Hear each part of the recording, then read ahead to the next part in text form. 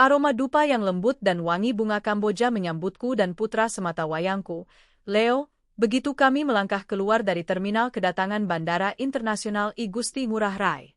Udara Bali yang hangat dan lembab langsung memeluk kami, seolah berjanji akan sebuah liburan yang sempurna. Senyum Leo merekah begitu lebar, menampilkan deretan gigi susunya yang rapi. Bocah 6 tahun itu melompat-lompat kecil, tak sabar untuk segera melihat pantai dan bermain pasir. Kita jadi ke pantai kan, Bunda? Nanti kita bikin istana pasir yang besar sekali, serunya, matanya yang bulat berbinar penuh harap. Aku tertawa kecil, mengusap puncak kepalanya yang basah oleh keringat. Tentu saja, sayang. Kita akan bikin istana paling besar di seluruh Bali. Istana untuk Raja Leo. Kebahagiaannya adalah duniaku.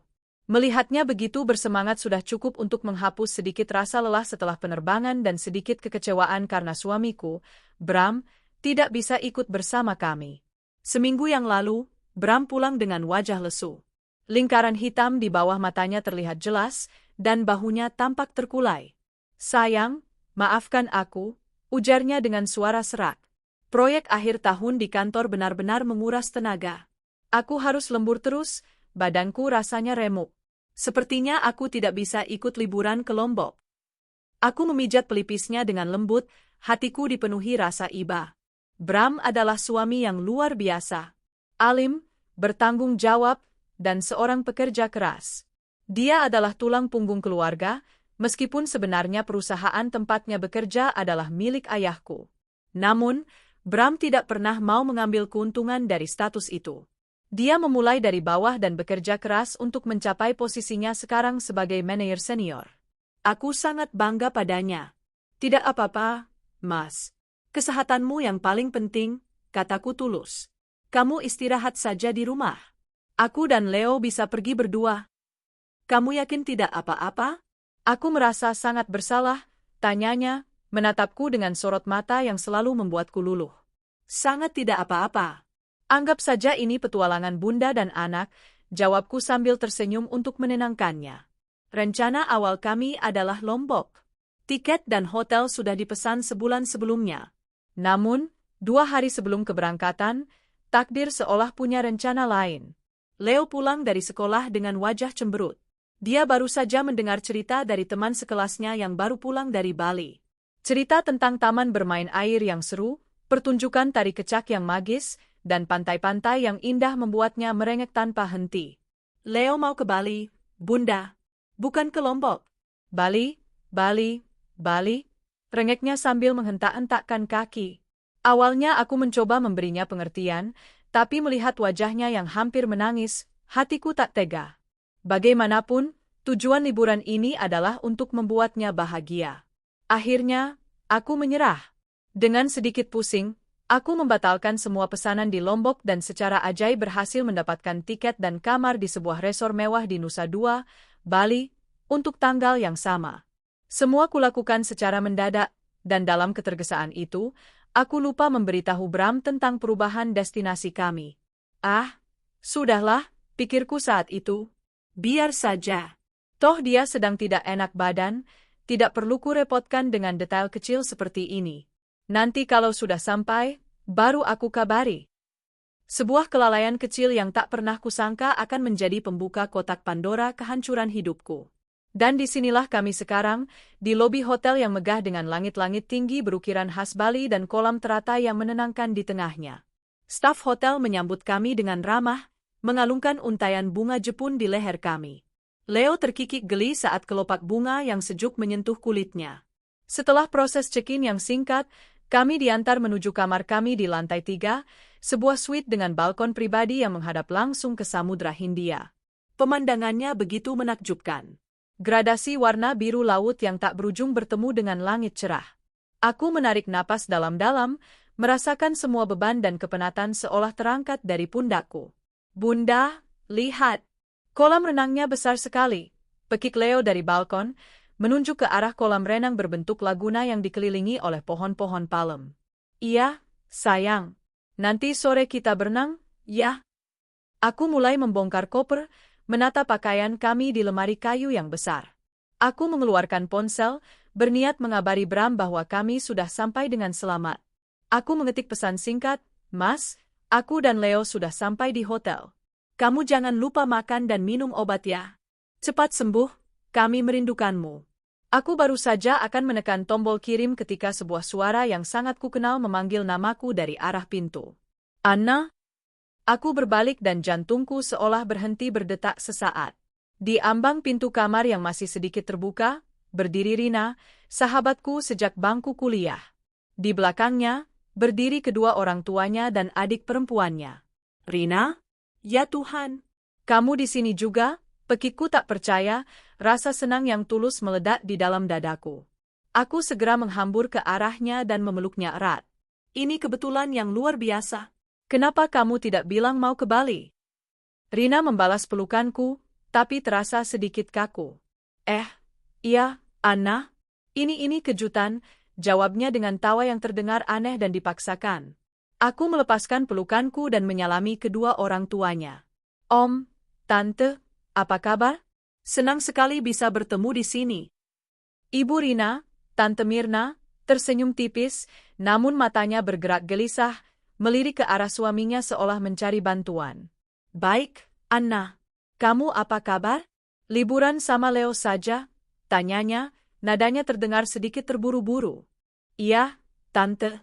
Bram lagi tidak enak badan, jadi tidak bisa ikut," jelasku. Saat itulah aku menyadari sesuatu yang aneh. Mereka semua tampak panik. Wajah mereka tegang, senyum mereka tidak mencapai mata.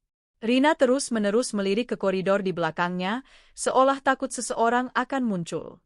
Adik Rina, Dita, bahkan tidak berani menatap mataku, sibuk memainkan ponselnya dengan gugup. Ada atmosfer ketakutan yang kental di antara mereka, sebuah ketidaknyamanan yang sama sekali tidak sesuai dengan suasana liburan yang ceria. Namun, otakku yang dipenuhi kegembiraan karena bertemu sahabat menepis semua kejanggalan itu. Aku terlalu senang dengan prospek memiliki teman selama liburan. Wah, ini benar-benar takdir. Jadi kita bisa liburan bareng, dong. Leo pasti senang sekali ada teman bermain. "Kalian menginap di mana? Lantai berapa?" tanyaku bertubi-tubi, antusias. Kami juga di lantai ini," jawab Rina terbata-bata, menghindari tatapanku. "Anna, sepertinya kami harus ke kamar dulu. Mau beres-beres?" "Oh, tentu saja. Kamar kalian nomor berapa?" "Nanti aku dan Leo mampir, ya." "Nomor 312, jawab ayah Rina cepat, sebelum Rina sempat membuka mulut. Raut wajahnya tampak paling tegang di antara mereka semua. "Oke, sampai ketemu nanti sore kalau begitu. Kita berenang bareng," seruku sambil melambaikan tangan saat mereka bergegas pergi, nyaris seperti melarikan diri. Aku menutup pintu kamar dengan perasaan gembira yang meluap-luap. Betapa beruntungnya aku. Di saat aku sedikit kesepian karena Bram tidak ada, Tuhan justru mengirimkan sahabat terbaikku dan keluarganya. Aku sama sekali tidak menyadari bahwa itu bukanlah campur tangan Tuhan, melainkan awal dari sebuah mimpi buruk. Rina sudah kuanggap seperti saudara perempuanku sendiri. Kami melalui suka dan duka bersama. Saat keluarganya mengalami kesulitan keuangan beberapa tahun lalu, aku tanpa ragu membantunya. Aku meminta ayah untuk memberikan pekerjaan pada ayahnya di salah satu anak perusahaan kami. Aku sering memberinya uang untuk membantu biaya kuliah adiknya dan kebutuhan sehari-hari mereka. Bagiku, membantu Rina dan keluarganya adalah hal yang wajar. Mereka adalah keluargaku juga. Rina selalu berterima kasih dengan berlinang air mata, mengatakan bahwa aku adalah malaikat pelindungnya. Namun, beberapa bulan terakhir, ada sesuatu yang berubah. Rina menjadi lebih sering meminta bantuan. Bukan lagi untuk kebutuhan mendesak, tapi untuk hal-hal yang lebih bersifat keinginan. Tas baru, ponsel model terbaru, bahkan meminta sejumlah uang untuk merenovasi rumah orang tuanya. Aku, yang dibutakan oleh rasa sayang seorang sahabat, selalu memberikannya. Aku berpikir, mungkin dia hanya sedang ingin merasakan hidup yang lebih baik, dan jika aku mampu, kenapa tidak? Aku tidak pernah tahu bahwa kebaikanku telah memupuk benih keserakahan dan pengkhianatan yang paling keji di dalam hatinya. Dia tidak hanya menginginkan uangku, dia menginginkan seluruh hidupku. Sore itu, setelah beristirahat sejenak, Aku dan Leo berganti pakaian renang dan pergi ke kolam. Aku mengirim pesan ke Rina, mengajaknya bergabung. Beberapa menit kemudian, dia membalas, "Maaf, An. Kepalaku pusing sekali. Mungkin besok saja ya." Aku sedikit kecewa, tapi memakluminya. Mungkin dia kelelahan setelah perjalanan. Jadi, aku menghabiskan sore itu hanya berdua dengan Leo, bermain air, tertawa, dan menikmati matahari terbenam yang melukis langit Bali dengan warna jingga dan ungu yang magis. Saat malam tiba, kami makan malam di salah satu restoran tepi pantai di dalam resor. Suasananya begitu romantis, dengan suara deburan ombak dan cahaya lilin di setiap meja. Aku memandang kursi kosong di seberangku, membayangkan Bram ada di sana, tersenyum padaku. Rasa rindu tiba-tiba menyergap. Keesokan paginya, aku mencoba menghubungi Rina lagi, tapi panggilanku tidak diangkat. Pesanku hanya dibaca. Aku mulai merasa sedikit aneh. Kenapa mereka begitu menghindar? Apa aku melakukan kesalahan? Aku memutuskan untuk tidak terlalu memikirkannya. Aku tidak mau merusak liburan Leo. Hari itu kami menyewa mobil dan pergi ke Ubud, mengunjungi Monkey Forest dan Tegalalang Riche Terace. Leo sangat senang melihat monyet-monyet yang berkeliaran bebas dan berlari-lari di pematang sawah. Kami mengambil banyak sekali foto, mengabadikan setiap momen kebahagiaan kami. Malam harinya, saat kami kembali ke hotel, Leo sudah tertidur pulas di mobil. Aku menggendongnya masuk ke lobi. Saat menunggu lift, aku berpapasan dengan Dita, adik Rina. Dia tampak baru kembali dari luar, menenteng beberapa kantong belanjaan dari merek-merek ternama. Dia terkejut melihatku dan tampak salah tingkah. Kak Anna, baru pulang, sapanya canggung. Iya, Dik, dari Ubud. Kalian seharian ini kemana saja? Kok Kak Rina susah sekali dihubungi? Tanyaku, mencoba terdengar sesantai mungkin. Tuh, Kak Rina kurang enak badan, Kak. Jadi kami cuma di kamar saja? Jawabnya, matanya tidak berani menatap lurus ke arahku. Di kamar saja? Tapi dia membawa begitu banyak kantong belanjaan baru. Kebohongan itu begitu kentara, begitu ceroboh. Sebuah alarm kecil mulai berbunyi di kepalaku, tapi aku masih belum bisa menghubungkan titik-titiknya. Lift datang, dan Dita bergegas masuk tanpa menungguku. Malam itu, aku sulit tidur. Perasaan tidak enak semakin menggerogoti hatiku. Sikap Rina dan keluarganya, kebohongan Dita, semua terasa salah. Aku mencoba menelepon Bram, ingin mendengar suaranya, tapi panggilanku langsung dialihkan ke kotak suara. Mungkin dia sudah tidur, pikirku, mencoba menenangkan diri. Pagi di hari ketiga, aku memutuskan untuk mengesampingkan semua pikiran negatifku. Ini adalah hari terakhir kami di Bali, dan aku ingin membuatnya berkesan untuk Leo. Sesuai janjiku, pagi itu kami habiskan di pantai, membangun istana pasir yang megah lengkap dengan parit dan hiasan kerang. Leo tertawa riang, wajahnya belepotan pasir dan es krim. Melihatnya sebahagia itu, hatiku menghangat. Menjelang makan siang, kami memutuskan untuk kembali ke hotel. Saat berjalan melintasi area kolam renang utama yang ramai, aku melihat Rina dan seluruh keluarganya sedang duduk bersantai di salah satu cabana. Mereka semua tertawa-tawa, tampak sangat ceria. Rina sama sekali tidak terlihat seperti orang sakit. Dia mengenakan gaun musim panas yang cantik, dan wajahnya berseri-seri. Hatiku mencelos. Jadi mereka membohongiku. Mereka sengaja menghindariku. Tapi kenapa? Rasa sakit karena diabaikan oleh sahabat sendiri mulai terasa perih. Aku memutuskan untuk menghampiri mereka, meminta penjelasan. Aku tidak mau ada kesalahpahaman di antara kami. Aku menggandeng tangan Leo, berjalan dengan langkah mantap menuju cabana mereka. Jarak kami semakin dekat. Mereka masih belum menyadari kehadiranku, terlalu asyik dengan obrolan mereka. Pokoknya bulan madu ini harus jadi yang terbaik. Sayang, aku mendengar suara Tante Mirna yang melengking. Bulan madu? Siapa yang sedang berbulan madu? Dita belum menikah. Mungkinkah Rina? Saat aku hanya berjarak beberapa meter dari mereka, sebuah sosok pria yang sangat kukenal berjalan mendekati cabana dari arah bar kolam renang. Punggungnya tegap, bahunya lebar, gaya berjalannya begitu familiar. Dia membawa 2 gelas minuman di tangannya. Jantungku berhenti berdetak. Dunia di sekelilingku seolah melambat. Pria itu sampai di cabana. Dia menunduk dan memberikan satu gelas pada Rina. Lalu, dengan gerakan yang begitu mesra dan alami, dia mengecup bibir Rina. Ini jus mangganya, sayang. Spesial untuk kamu dan jagoan kita di dalam, ujarnya dengan suara yang setiap hari ku dengar, suara yang selalu mengucapkan kata cinta untukku. Suara suamiku. Bram. Dia menegakkan tubuhnya, tertawa bersama keluarga Rina, dan saat itulah matanya bertemu dengan mataku. Tawa di wajahnya membeku. Gelas yang ada di tangannya jatuh ke lantai, pecah berkeping-keping, sama seperti hatiku saat itu. Wajahnya pucat pasi, berubah menjadi topeng horor dan kepanikan yang luar biasa. Rina dan keluarganya mengikuti arah pandang Bram, dan ketika mereka melihatku berdiri di sana, menggandeng tangan putra kami, wajah mereka berubah menjadi cerminan dari neraka. Di tengah surga Bali yang cerah, aku baru saja menemukan pintu menuju neraka duniaku. Dan orang-orang yang memegang kuncinya adalah suamiku yang kucintai dan sahabat yang kupercaya. Waktu seolah membeku. Suara tawa dan musik ceria di sekitar kolam renang mendadak menjadi bising yang memekakkan telinga. Satu-satunya hal yang bisa kudengar adalah detak jantungku sendiri yang berdebar begitu kencang hingga terasa sakit, dan suara pecahan kaca yang seolah terus bergema di kepalaku. Bram berdiri terpaku, bibirnya sedikit terbuka, matanya membelalak ngeri. Wajahnya yang kemarin kukira pucat karena sakit, kini benar-benar pucat pasi karena teror.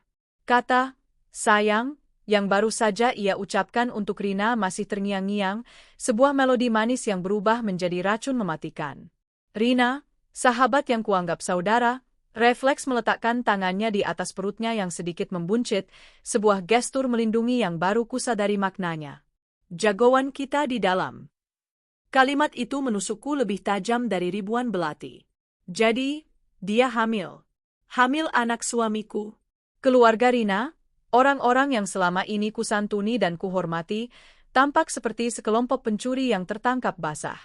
Tante Mirna menutup mulutnya dengan kedua tangan, Om Budi menunduk dalam, tidak berani menatapku, dan Dita gemetar sambil memegangi lengan ibunya. Kepanikan mereka yang kulihat 2 hari lalu di depan kamarku, kini menemukan artinya yang paling mengerikan. Mereka semua tahu. Mereka semua adalah bagian dari konspirasi busuk ini. Bunda, kenapa ayah di sini? Suara polos Leo memecah keheningan yang menyiksa. Ia menarik-narik tanganku, matanya menatap bingung ke arah ayahnya. Ayah kan sakit? Ayah sudah sembuh? Pertanyaan anakku seolah menjadi cambuk yang menyadarkanku dari kelumpuhan. Aku menatap turun ke arah Leo, ke wajahnya yang lugu dan penuh tanya. Seketika, rasa sakit yang membakar di dadaku berubah menjadi amarah yang dingin dan membara. Ini bukan hanya tentangku. Mereka telah mengkhianati anakku juga. Aku mengangkat kepalaku, menatap lurus ke mata Bram. Aku berjalan mendekat, setiap langkah terasa berat seolah menginjak bara api. Aku berhenti tepat di hadapannya. Udara di antara kami terasa berat dan penuh dengan kebohongan. Sakit? Aku mengucapkan satu kata itu dengan suara yang nyaris berbisik, namun terdengar begitu tajam dan penuh penekanan. Katamu kau sakit, Mas? Bram tergagap, keringat dingin mulai membasahi pelipisnya. Aku, ini tidak seperti yang kamu lihat. Aku bisa jelaskan? Aku tertawa. Tawa yang kering dan tanpa humor. Tidak seperti yang kulihat? Aku melihatmu memanggil sahabatku, sayang. Aku melihatmu menciumnya. Aku mendengarmu bicara tentang jagoan di dalam perutnya. Bagian mana dari semua itu yang salah kulihat, Bram? Suaraku mulai bergetar, bukan karena kesedihan, tapi karena murka yang meluap. Beberapa orang di sekitar kolam mulai memperhatikan kami, merasakan ketegangan yang memancar. Anna, tolong jangan di sini, bisik Rina, mencoba berdiri. Wajahnya basah oleh air mata yang tiba-tiba mengalir deras. Air mata buaya. Aku mohon, kita bisa bicarakan ini baik-baik. Bicarakan baik-baik. Aku mengalihkan tatapanku yang sedingin es padanya. Apa yang mau dibicarakan, Rina? Fakta bahwa kau tidur dengan suami sahabatmu? Fakta bahwa kau hamil anaknya? Atau fakta bahwa kau dan seluruh keluargamu menikmati bulan madu yang mungkin dibiayai dari uang yang kuberikan padamu? Setiap kata adalah sebuah tamparan. Wajah Rina memerah lalu pucat. Keluarganya hanya bisa menunduk malu. Mereka tahu, semua yang kukatakan adalah kebenaran yang telanjang. Bulan madu, tanyaku lagi, kali ini pada Bram. Jadi ini alasanmu tidak bisa ikut kami ke Lombok? Kau sedang sibuk merayakan pernikahanmu dengan wanita ini. Bram tidak bisa berkata-kata. Lidahnya keluh. Pengakuannya tertulis jelas di wajahnya yang penuh penyesalan dan ketakutan. Ya Tuhan, Bram, aku menggelengkan kepala, rasa jijik mulai menjalari diriku.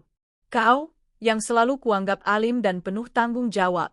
Kau, yang setiap pagi mencium keningku dan Leo sebelum berangkat kerja. Di belakang semua itu, kau membangun kebohongan sebesar ini. Aku menatap keluarga Rina satu persatu. Dan kalian, Om, Tante, kalian merestui ini? Kalian mendukung putri kalian merebut suami orang lain? Merebut ayah dari seorang anak kecil? Tante Mirna mulai terisak. Kami tidak bermaksud begitu, Anna. Bram bilang dia akan menceraikanmu. Dia berjanji akan bertanggung jawab pada Rina. Menceraikanku? Aku kembali menatap Bram. Oh, jadi sudah ada rencana? Kapan kau akan memberitahuku, Mas? Setelah liburan ini selesai, kau akan pulang, berpura-pura baru sembuh, lalu menyerahkan surat cerai padaku. Amarahku mencapai puncaknya. Aku tidak bisa menahannya lagi. Tegak kamu, Bram. Tegak, teriakku, suaraku pecah. Semua mata kini tertuju pada kami. Staf hotel mulai bergerak mendekat, mencoba melihat apa yang terjadi. Aku percaya padamu. Aku menyerahkan seluruh hidupku padamu. Dan ini balasanmu. Leo, yang sedari tadi diam ketakutan, mulai menangis melihatku berteriak. Bunda jangan marah-marah. Isaknya, memeluk kakiku erat. Melihat tangisan Leo, sebilah pedang seolah menghunjam jantungku. Aku segera berjongkok, memeluk putraku. Maafkan Bunda, sayang. Bunda tidak marah sama Leo. Tidak akan pernah, bisikku, mencoba menenangkannya sambil mengusap air matanya. Amarahku yang panas membara seketika berubah menjadi sesuatu yang lebih dingin, lebih fokus, dan lebih berbahaya. Sebuah tekad. Aku berdiri lagi, kali ini dengan ketenangan yang menakutkan. Aku menatap mereka semua, para pengkhianat yang duduk di cabana mewah itu, seolah mereka adalah terdakwa di pengadilan pribadiku. Selama ini, aku kira kau benar-benar suami yang setia, kataku pada Bram, suaraku rendah dan terkendali. Aku membanggakanmu di depan semua orang. Aku membelamu saat ayah meragukan kemampuanmu. Ternyata aku hanya memelihara seekor ular di rumahku sendiri. Lalu aku beralih pada Rina. Dan kau, Rina, kau lebih dari sekadar ular. Kau adalah parasit. Kau hidup dari kebaikanku. Uangku kau pakai untuk membiayai sekolah adikmu, untuk merenovasi rumah orang tuamu, untuk gaya hidupmu. Tapi itu semua tidak cukup, kan? Kau menginginkan lebih. Kau tidak hanya mau uangku, kau mau sumber kehidupanku. Kau mau suamiku. Kau mau ayah dari anakku. Rina hanya bisa menangis sesenggukan, menggumamkan kata, maaf, yang terdengar begitu murah dan tidak berarti. Pernikahan tanpa izinku. Aku tertawa sinis. Kalian pikir aku akan diam saja? Kalian pikir kalian bisa menikmati bulan madu kalian dengan tenang. Di tengah kekacauan itu, sebuah ide yang jernih dan tajam terbentuk di benakku. Sebuah ide tentang pembalasan. Mereka mengambil kebahagiaanku, maka aku akan mengambil semua yang mereka miliki. Aku mengeluarkan ponsel dari tasku. Jari-jariku bergerak cepat di atas layar, mencari satu nomor telepon. Wajah Bram berubah semakin pias saat ia melihat nama yang tertera di layarku. Ayah. Ia maju selangkah, tangannya terulur. Anna, jangan. Aku mohon, jangan libatkan orang tuamu. Kita bisa selesaikan ini sendiri. Selesaikan sendiri? Aku mendengus. Kesempatan itu sudah hilang saat kau memutuskan untuk menikahinya di belakangku. Panggilan itu tersambung. Halo, Anna? Ada apa, nak? Kok tumben telepon pagi-pagi? Suara ayah yang hangat dan berwibawa terdengar dari seberang. Aku menarik napas dalam-dalam, berusaha menjaga suaraku agar tetap stabil. Halo, ayah. Maaf mengganggu. Ada sesuatu yang sangat penting yang harus ayah lakukan sekarang juga. Ada apa, sayang? Kamu baik-baik saja? Nada suara ayah berubah cemas. Aku melirik Bram, menatap lurus ke matanya yang memohon. Ayah, aku mau ayah pecat Bramantio dari perusahaan. Sekarang juga. Hening sejenak di ujung telepon. Apa? Dipecat? Apa yang sudah dia lakukan, Anna? Dia mengkhianatiku, yah. Dia menikahi wanita lain di belakangku. Dia sekarang ada di Bali bersamaku, sedang berbulan madu dengan wanita itu dan keluarganya. Aku bisa mendengar ayah menarik napas tajam. Kurang ajar anak itu. Beraninya dia menyakiti putriku. Suara ayah kini dipenuhi amarah. Baik, Anna, anggap saja sudah beres. Detik ini juga, Bramantio bukan lagi karyawan di perusahaan kita. Semua fasilitas, kartu kredit, mobil perusahaan, akses email, semuanya akan ayah blokir sekarang juga. Terima kasih, ayah, kataku, merasakan secercah kekuatan mulai mengalir kembali ke dalam diriku. Ayah akan kirim orang untuk menjemputmu dan Leo. Kalian pulang sekarang juga. Tidak perlu, ya. Aku akan selesaikan urusanku di sini dulu. Aku dan Leo akan tetap di sini sampai jadwal kepulangan kami. Aku tidak akan membiarkan mereka merusak liburan anakku, tegasku. Setelah ini, aku akan urus surat cerai. Lakukan apa yang harus kamu lakukan, Nak. Ayah mendukungmu sepenuhnya. Aku menutup telepon. Aku menatap Bram. Kau dengar itu? Selamat, kau baru saja kehilangan pekerjaanmu. Saat itu juga, ponsel Bram yang tergeletak di meja bergetar beberapa kali. Notifikasi email masuk, mungkin surat pemecatan resminya. Ia mengambil ponselnya dengan tangan gemetar. Saat ia mencoba membuka aplikasi mobile banking atau email kantornya, aksesnya pasti sudah ditolak. Ekspresi wajahnya adalah pemandangan yang tak akan pernah kulupakan. Kepanikan murni. Keterkejutan total. Realitas dari kehancuran finansial yang tiba-tiba menimpanya mulai terasa. Pria yang tadinya berdiri sebagai suami dan menantu dari keluarga terpandang, kini dalam sekejap menjadi seorang pengangguran yang terjebak di sebuah resor mewah tanpa uang sepeser pun. Anna, kau tidak bisa melakukan ini. Rintihnya, suaranya lemah. Aku sudah melakukannya, jawabku dingin. Silakan nikmati sisa bulan madu kalian. Aku harap kalian sudah membayar lunas kamar hotel ini. Karena kartu kredit perusahaanmu sudah tidak berguna lagi. Aku berbalik, menggandeng tangan Leorat. Ayo, sayang, kita kembali ke kamar. Aku berjalan menjauh dari puing-puing kehidupan lamaku, meninggalkan mereka yang masih membeku dalam keterkejutan. Di belakangku, aku bisa mendengar suara Rina yang mulai meraung, disusul suara Tante Mirna yang memanggil-manggil namaku dengan putus asa. Aku tidak menoleh. Tidak sekalipun. Langkahku mantap, punggungku tegak. Topeng mereka telah jatuh, dan sekarang, giliranku untuk menunjukkan wajah asliku. Wajah seorang wanita yang tidak akan lagi tinggal diam saat diinjak-injak. Perang baru saja dimulai. Sesampainya di kamar, aku segera mengunci pintu.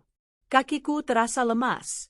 Aku bersandar di daun pintu, napasku tersengal seolah baru saja berlari maraton. Kekuatan yang tadinya menopangku di depan mereka, kini menguap begitu saja, menyisakan kekosongan yang ngilu. Air mata yang sedari tadi kutahan akhirnya tumpah, mengalir tanpa suara di pipiku. Bunda, kenapa Bunda menangis? Apa ayah nakal? Leo bertanya dengan polos, jari-jari mungilnya mencoba menghapus air mataku. Hatiku semakin teriris. Bagaimana aku harus menjelaskan racun serumit ini pada jiwa sekecil dan semurni dirinya? Aku memeluknya erat, menyembunyikan wajahku di bahunya yang kecil. Aku menangis bukan hanya untuk diriku, tapi juga untuknya. Untuk keluarga utuh yang baru saja direnggut darinya. Bunda tidak apa-apa, sayang, bisikku serak. Bunda hanya sedikit lelah. Leo mau nonton kartun? Bunda pesankan es krim coklat kesukaan Leo, ya? Aku harus kuat. Setidaknya di depan Leo. Aku menyalakan televisi, mencarikannya saluran kartun, lalu menelepon layanan kamar untuk memesan es krim. Sementara Leo teralihkan perhatiannya, aku masuk ke kamar mandi, menyalakan keran air sekeras mungkin untuk meredam suara isak tangisku yang akhirnya pecah. Aku menatap pantulan diriku di cermin. Wajah yang sembab, mata yang merah, dan tatapan yang terluka. Wanita bodoh mana yang selama ini kulihat? Wanita naif yang memuja suaminya, yang mempercayai sahabatnya tanpa batas. Wanita itu sudah mati. Dia mati di tepi kolam renang tadi, bersamaan dengan hancurnya hatinya. Yang tersisa sekarang adalah seorang ibu yang akan melakukan apa saja untuk melindungi anaknya, dan seorang wanita yang tidak akan memberikan belas kasihan pada mereka yang telah mengkhianatinya. Sekitar setengah jam kemudian, bel pintu kamar kami berbunyi. Aku mengira itu adalah layanan kamar yang mengantar es krim. Aku mengeringkan wajah, mencoba tersenyum, dan membuka pintu. Di luar, berdiri Bram, Rina, dan kedua orang tuanya. Wajah mereka tampak putus asa dan menyedihkan. "Anna, tolong beri kami kesempatan untuk bicara," mohon Bram, matanya merah dan bengkak. Aku mencoba menutup pintu, tapi Bram menahannya dengan kakinya. "Pergi," desisku dingin. "Tidak ada lagi yang perlu dibicarakan." "Aku mohon, Anna, pikirkan Leo," katanya, menggunakan nama putra kami sebagai senjata. Amarahku kembali tersulut. Justru karena aku memikirkan Leo, aku tidak mau melihat wajahmu lagi. Kau pikir aku akan membiarkan anakku tumbuh dengan ayah seorang pembohong dan penipu sepertimu? Anna, aku yang salah. Semua ini salahku. Rina maju ke depan, isak tangisnya semakin menjadi-jadi. Ia bahkan berlutut di lantai koridor hotel yang dingin. "Jangan hukum Mas Bram seperti ini. Kasihanilah anak yang ada di kandunganku. Dia tidak bersalah." Aku menatapnya yang bersimpuh di kakiku dengan tatapan muak. "Anakmu? Kau baru memikirkan anakmu sekarang? Di mana otakmu saat kau memutuskan untuk tidur dengan suamiku? Apa saat itu kau tidak berpikir bahwa perbuatanmu akan menghancurkan anakku?" Tante Mirna ikut memohon, "Anna, kami mohon padamu. Bicaralah pada ayahmu. Jangan pecat Bram. Bagaimana kami akan hidup? Rina sedang hamil, dia butuh biaya." Rasanya aku ingin tertawa mendengar keputusasaan mereka yang begitu egois. Mereka tidak menyesali perbuatan mereka hanya menyesali konsekuensinya. Mereka tidak takut kehilanganku, mereka takut kehilangan sumber uang mereka. "Bagaimana kalian akan hidup?"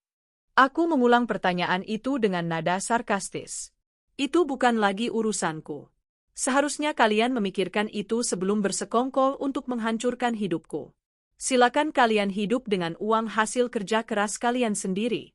Jangan harap sepeser pun dariku atau keluargaku lagi."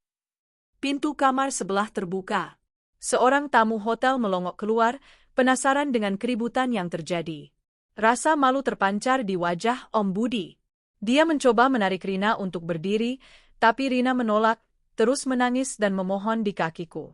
Drama murahan ini membuatku semakin jijik.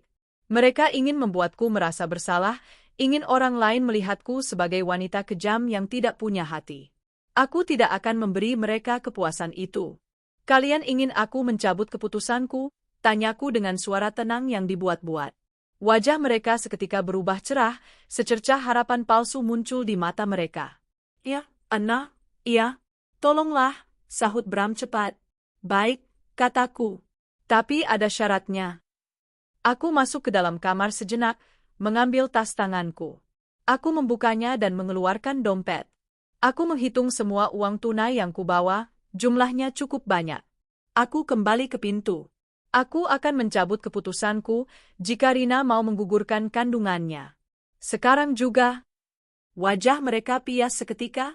Rina berhenti menangis, menatapku dengan ngeri. Bram membelalakan matanya, tak percaya dengan apa yang baru saja kudengar. "Anna, kau gila?" seru Bram. "Kenapa? Bukankah itu setimpal?" balasku dingin. "Kalian menghancurkan keluargaku, jadi hancurkan juga calon keluarga kalian. Adil, bukan? Anak itu adalah bukti nyata dari pengkhianatan kalian. Hilangkan buktinya, dan mungkin aku akan mempertimbangkan kembali." Tentu saja aku tidak bersungguh-sungguh. Aku tidak akan pernah meminta seorang ibu untuk melakukan hal sekeji itu, seberapapun aku membencinya. Aku hanya ingin menunjukkan pada mereka betapa absurd dan tidak masuk akalnya permintaan mereka. Aku ingin mereka merasakan sedikit saja dari rasa sakit yang kurasakan, di mana sesuatu yang paling berharga darimu direnggut paksa. Rina menggeleng kuat, memeluk perutnya. Tidak akan pernah. Aku tidak akan membunuh anakku sendiri. Tepat, kataku tajam. Sama seperti aku yang tidak akan pernah memaafkan kalian dan membiarkan kalian kembali ke kehidupanku. Sekarang kalian mengerti? Ada hal-hal yang tidak bisa dinegosiasikan. Keluarga adalah salah satunya. Aku menatap mereka dengan tajam. Sekarang pergi dari depan pintuku sebelum aku memanggil keamanan hotel untuk menyeret kalian. Ancamanku berhasil. Om Budi akhirnya berhasil menarik Rina untuk berdiri. Bram menatapku dengan tatapan campuran antara marah, putus asa, dan penyesalan yang dalam, sebelum akhirnya berbalik dan berjalan gontai menjauhi kamarku, diikuti oleh keluarga parasitnya. Aku menutup pintu dan menguncinya rapat-rapat. Jantungku berdebar kencang. Aku berhasil melewati konfrontasi kedua, tapi energiku benar-benar terkuras. Aku kembali ke sisi Leo, yang untungnya masih asyik dengan tontonannya dan semangkuk besar es krim. Sisa hari itu, aku tidak keluar dari kamar. Aku membatalkan semua rencana. Aku hanya ingin berada di dalam ruang aman ini bersama putraku, jauh dari para pengkhianat itu. Aku memesan semua makanan melalui layanan kamar. Aku bahkan mematikan ponselku, tidak ingin menerima telepon atau pesan dari siapapun yang berhubungan dengan mereka. Malam harinya, setelah Leo tertidur, aku menyalakan kembali ponselku. Ada puluhan panggilan tak terjawab dan pesan dari Bram, Rina, dan bahkan Ibu Rina. Isinya sama, permohonan maaf, permintaan untuk bertemu, dan rengekan tentang nasib mereka. Satu pesan dari Bram menarik perhatianku. Anna, aku tahu aku tidak pantas dimaafkan. Tapi aku mohon, jangan ambil Leo dariku. Dia anakku juga. Aku akan melakukan apa saja. Pesan itu menyulut kembali apiku. Melakukan apa saja? Dulu dia juga berjanji akan melakukan apa saja untukku dan keluarga kecil kami. Semuanya hanya omong kosong. Jemariku menari di atas keyboard, mengetik balasan yang singkat dan mematikan. Kau sudah kehilangan hakmu sebagai seorang ayah saat kau memilih untuk mengkhianatinya. Jangan pernah berani mendekati anakku lagi. Anggap saja kau sudah mati. Setelah mengirim pesan itu, aku memblokir nomornya. Lalu nomor Rina. Lalu nomor kedua orang tuanya dan adiknya. Aku memutus semua akses mereka kepadaku.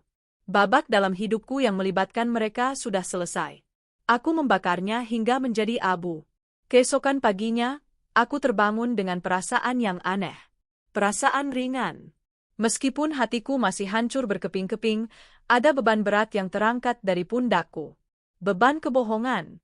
Selama ini, tanpa sadar, aku hidup dalam kepalsuan. Sekarang, meski menyakitkan, aku hidup dalam kebenaran. Aku memutuskan untuk tidak membiarkan mereka menang. Mereka sudah mengambil suamiku, sahabatku, dan kepercayaanku. Aku tidak akan membiarkan mereka mengambil sisa liburanku dan kebahagiaan putraku. Leo, hari ini kita akan ke waterpark terbesar di Bali. Setuju? Seruku pada Leo yang baru saja bangun. Matanya langsung berbinar. Setuju? Kami bersiap-siap dengan semangat baru. Aku memilihkan baju renang terbaik untuk Leo dan gaun musim panas tercerah untukku. Saat kami berjalan keluar dari kamar, aku merasa seperti seorang jenderal yang akan memimpin pasukannya ke medan perang. Perang untuk merebut kembali kebahagiaan kami. Saat menunggu lift di lobi, aku melihat mereka lagi. Kali ini mereka sedang beradu argumen dengan staf di meja resepsionis. Dari kejauhan, aku bisa menangkap beberapa kata, kartu ditolak, tagihan belum lunas, batas waktu check-out. Wajah Bram tampak frustrasi dan malu. Rina berdiri di sampingnya sambil menangis. Kemewahan bulan madu mereka telah berubah menjadi mimpi buruk logistik. Mereka terperangkap di surga tanpa uang untuk membayarnya. Pemandangan itu seharusnya memberiku kepuasan, tapi anehnya, aku hanya merasakan kehampaan. Mereka melihatku. Bram hendak melangkah mendekat, tapi aku memberinya tatapan peringatan yang membuatnya berhenti.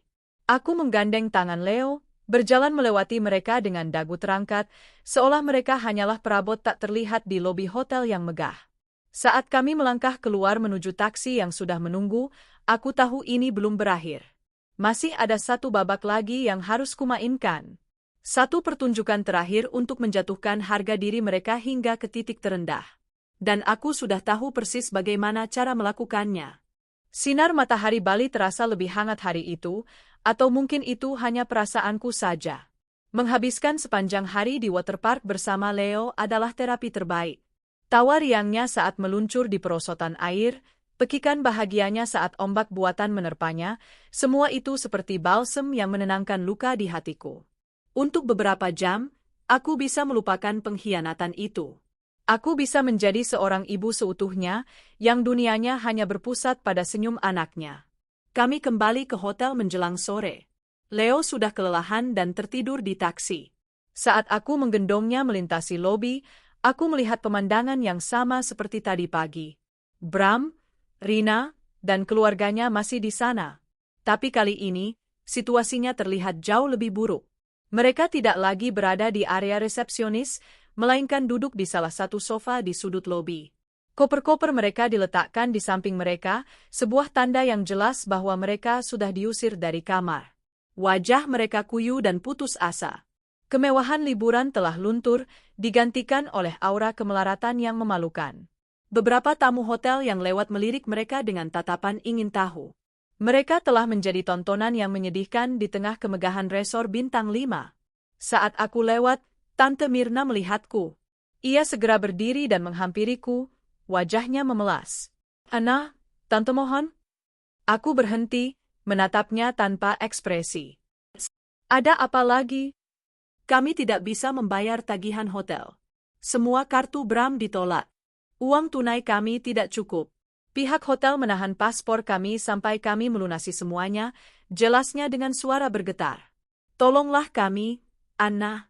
Hanya untuk kali ini saja. Pinjami kami uang. Nanti pasti akan kami ganti." Aku hampir tertawa. Ironi ini begitu pahit. Keluarga yang beberapa hari lalu menikmati bulan madu mewah yang dibiayai dari pengkhianatan, kini memohon padaku untuk membayar tagihan mereka. "Berapa tagihannya?" tanyaku dingin. Wajah Tante Mirna sedikit cerah.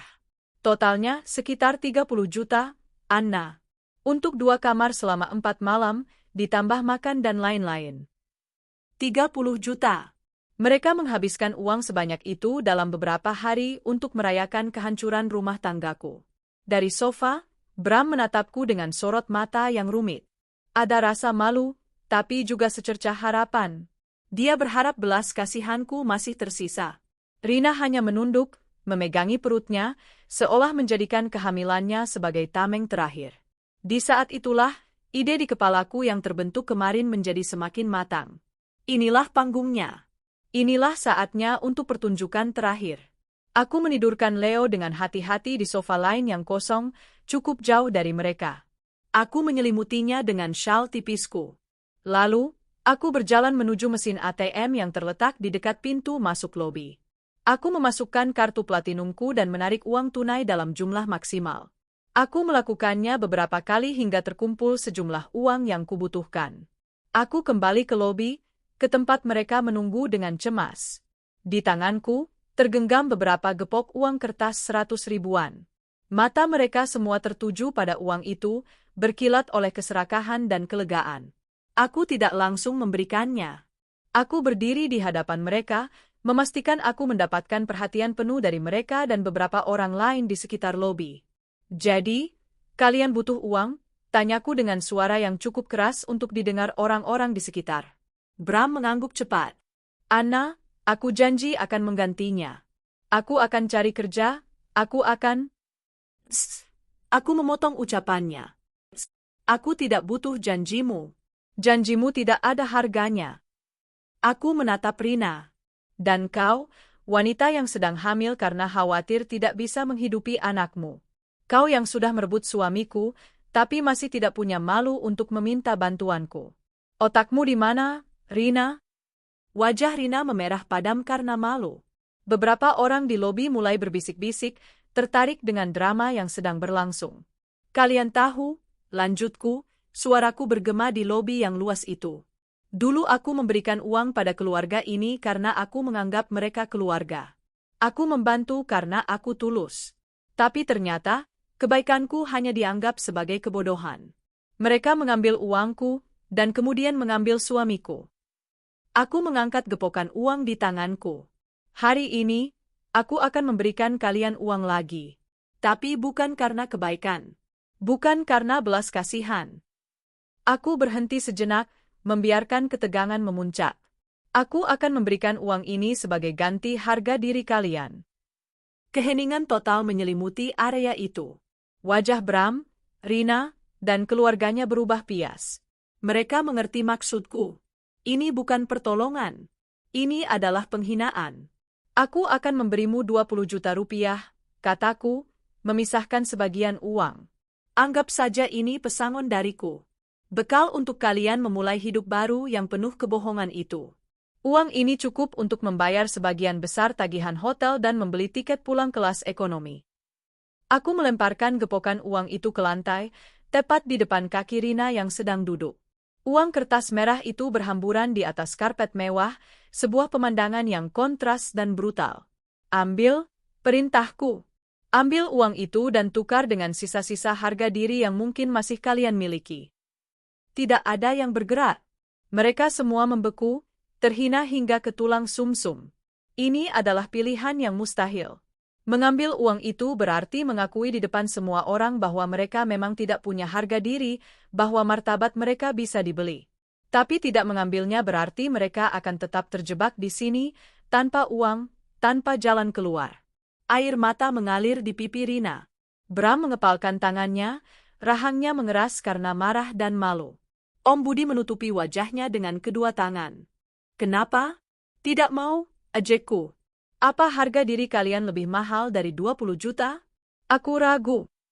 Keheningan berlangsung selama 1 menit yang terasa seperti 1 jam. Lalu, dengan gerakan yang lambat dan gemetar, Tante Mirna berlutut. Ia mulai memunguti lembaran uang itu satu persatu. Tangannya gemetar hebat, air matanya menetes di atas uang kertas yang berserakan. Pemandangan itu begitu menyedihkan sekaligus memuakkan. Dia telah membuat pilihannya. Demi uang, dia rela membuang harga diri keluarganya di depan umum. Melihat ibunya merangkak di lantai, Dita akhirnya ikut membantunya.